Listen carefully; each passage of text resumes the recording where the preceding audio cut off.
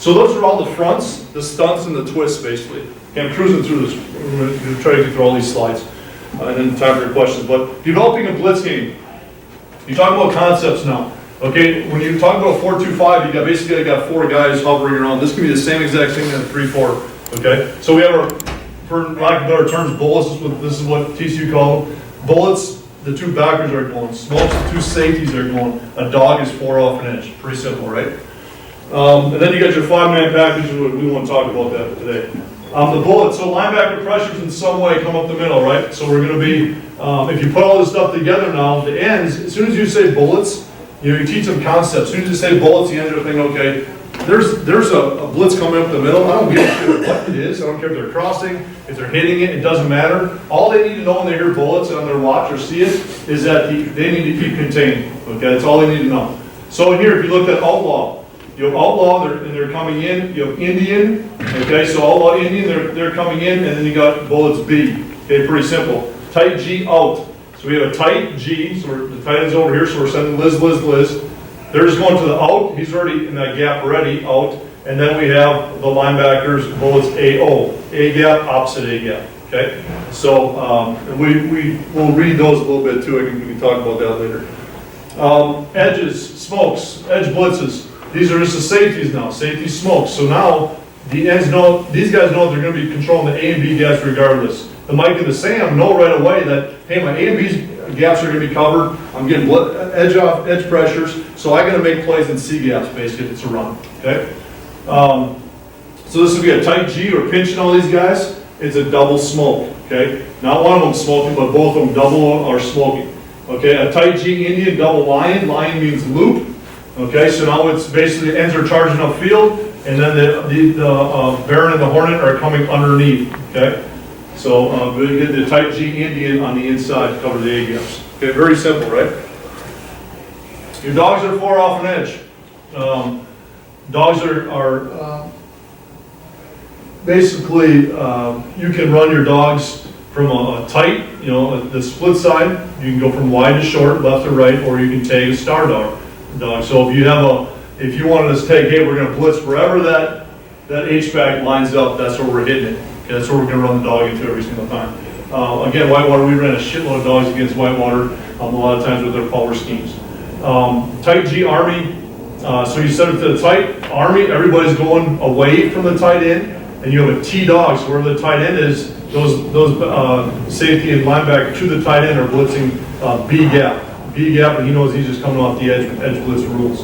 Okay, tight tank S dogs. All these. If they're running, zone scheme to the strong side a lot, T dogs. If they're running a power scheme, this is good for power. Believe it or not, because you have the mic screaming down the backside A gap. So all these blitzes, you just get in your head that after a long time doing them, which ones work to what plays, and just like anything else, you're guessing what they're trying to run, right? So. If they're killing a power, boom, this would be a call, or a pirate, right? So tight tank S-Dog A is basically tight tank. We're tanking everything to the tight end. We're sending it from the S side, the split side, okay, and then he's blitzing the A gap. So when they pull that guard and they try to block that nose, he's going to go probably with that nose, and he's going to be screaming through for a run through, okay? So those are our concepts. So basically when you look at our watch then, okay, this is where it gets a little simpler. So everything we have, this is an example of what's on their wrists. So we buy them those little clear cards, and some guys put on their belts or whatnot. But you have categories. So we have a stunt category, a twist category, bullets, dogs, and smokes we talked about. We have some zone blitz stuff over here as well. We color code everything on these watches. So I have like three or four Excel spreadsheets. One's for D-line. And I even broke it up, so I have one for just the end and the attack watch. I have a nose and tackle watch. I have a linebacker watch. Okay, and then we used to wristband our secondary, but we started going to signal calling, and I'll explain that why we did that. But we color code all this. So anything in black talks to everybody. Anything in green talks to just the D line. So AIM, Indian, okay, TAN, Armies, okay, all this stuff is just talking to the D line. The blue is linebackers, and we take this a step further too sometimes by having different colors for a Mike linebacker and Sam linebacker. If the kid colorblind, he's screwed. Okay, so make sure before you recruit him, you gotta know that. Purple is all dummy signals. So if you see here, tight, Tim, Tai G, whatever, okay? So in signaling, what we do basically is you can do whatever type of number system you want, okay? We used to do 1 nose, 2 ears, 3 chins, 4 because it looks like a 4, 5 with the belly, okay? 6 for sex, 7 looks like a 7, 4 plus 4 is 8, knee 9, top 10, okay? So now if you want to say your stunts, we'll go stunt, twist, bullets, we'll go like this, dogs, here, smoke, okay, pretty simple. So now on the sideline, you basically are going, hey, let's go smoke 1, okay, and then point to them, it means it's done. Smoke 1, boom, we're pointing in. We're only talking to the box now, okay? So we're talking to basically the 6 people on the inside, okay? That's what this watch is coordinating.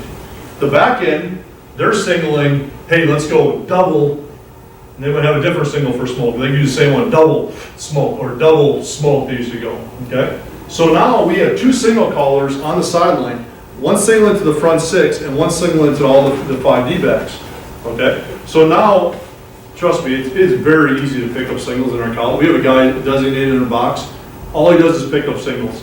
So our offense, if you can watch us, we're one of those, get to the line, get in a formation, done, say, hook, and then we look over. Well, the guy in the box knows every single time what the hell they're running. Hey, they're coming with bullets up the middle. And he's, by the end of the first quarter, he's got it dialed in, every single team. Because defenses, they're pretty simple. They're one guy's calling it. It's like you're splitting at them, okay? And then we just check stuff all over, okay? So basically with this, we're trying to a little bit more proactive where we had 2 signal callers and doing stuff. And then we had dummy signals. Hey, I think this is, every time we do this, we're bringing in pressure. So then we go smoke 3, boom. And it's just like, okay, let's just play all up. Okay, or let's just play it, and you can put your dummy calls in there. So now you do this, and all of a sudden, hey, they went like this, and it's going to be a smoke, and then all of a sudden you run no blitz, and just type, you're like, well, there goes that one, race that. Okay, so offenses are a little more harder. I sit on the sideline all the time trying to, what the hell are you doing? They're signaling, trying to break it on myself, and shit, they got boards, and they got every freaking thing you want to do in offense. Defensive guys are just like, here, blitz. Cerrone just yells it, hey, cover 4. Okay? I mean, he doesn't do anything. He just starts yelling across the field. It's like, well, what are you going to do? Hey, here's what they're running, but it don't matter. So, it's interesting how everybody does it. So that's how we run our watch. Okay? Our watch. Okay, if you want to start talking, let's start diving into these. I'm going to go through these real quick. Like, how do we fit against different things? Okay? And this is we're going to talk some run games, some pass games, and then I'll open up for some questions. But here's how we kind of dictate everything. For our linebackers and our fits. We're basically a one-gap team. I mean, literally, it's a one-back team. So you're going to be, on a direct flow A, this is an ISO A gap, we're basically going to be boxing everything back to our linebackers. So we got the step-to-stack drill like we always do, right? Downhill. So the linebackers are both creasing it. And then we got the hold fold guy. If you guys run the 4-4, it's pretty simple. You always have the hold backside, the hold fold. Okay, cut back, reverse. And then you have, setting an edge, outside arm leg free. The thing you want to do in a 4-2-5 and a 4-man front is I want all these guys to penetrate to the heels of the offensive lineman, and I want to formulate a wall right here. I want the linebacker to get downhill. I want him to step and stack, get downhill. But I want a wall right here. You never want a guy running up the field over here. This guy's back here. This guy's up here. Okay, when they recognize a run block, it should be, okay, I got to get from right here, boom, I get past my block, get to the heel so they can't block me, and then I stop. Because in run, they're coming this way, right? I don't need to go that way anymore. They're coming to me. In a pass, now the quarterback's dropping back. I need to go get him, okay? So it's different. So once you become good and understand this and how simple it is, and it should be almost boring for the D lineman, if they have good technique, you'll be good. Then you have direct flow B, okay? In an ISO situation on a weak side now, we want to bring this linebacker way over here to a B gap to step to stack. Okay, he's an A gap player basically, so he's got the A gap ISO. If it's a full flow away from him, he's got to take this. If he would step to stack over here and then box this, you'd leave a screaming A gap over on the back side here, especially with twins at that side, because he wouldn't be able to get there and he'd be too far removed. Okay, so basically you box it to the your Hornet who's folding back in, because he's tracking the fullback. Fullback goes in, he goes in. Fullback goes out, he goes out. Set the edge, right? So follow your fullback at the edge, guys. Your direct flow C, your power, any off tackle power scheme. We're going to be skill players, and You know, it's interesting when you guys were in Jed's talk, you know, you'll know, I mean, if you're a spill team, you're a spill team. You know, our offensive guys like, we're not power against them, they're gonna spill it every time.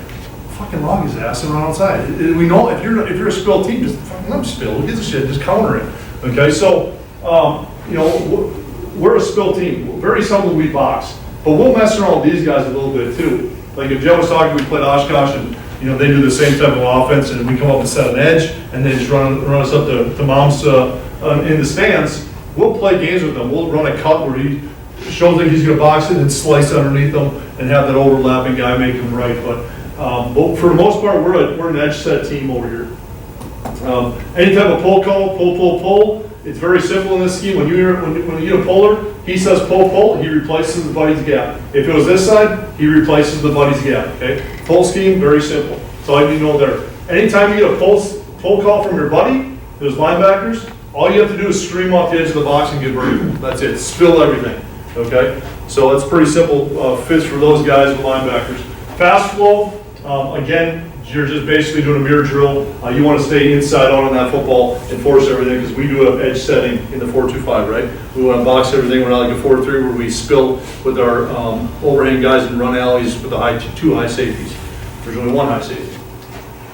Split flow. Split flow has to be with no flow. Pretty simple. Split flow, no flow. So linebackers know as soon as they see that both backs split, I just go and jam up my gaps because then it turns into a one back. As soon as they start split flowing with no pulls, it's just like there's a tight end over here, and any one back, all you gotta do is mirror up in your gap. One back flow is just like a split flow. Everybody has their gaps pretty solid. Counter flow, again, you got a pull call. We call this rock and roll because you know with both backs going this way, it might juke you, or they see full flow this way. Oh shit! And then you rock and roll it, pull. He goes and replaces the body's gap. He scrapes for skin off the edge of the box, and you're all rolling.